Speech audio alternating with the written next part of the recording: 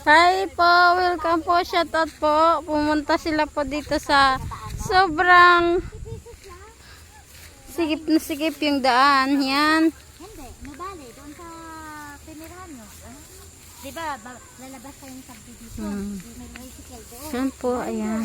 Sa subdivision na yun, 20 pesos lang pamasahe papunta doon sa binataan mo doon sa Target Mall.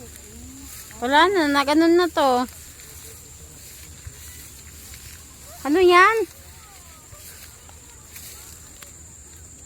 Di mo nakita silang isang plastic, binabasa nila kung kanino galing na in-order. Iwan ko, saan kayo pupunta? Dito, mangutang nga tayo. Naku, baka basa na dito ay. Pero ay, Ano?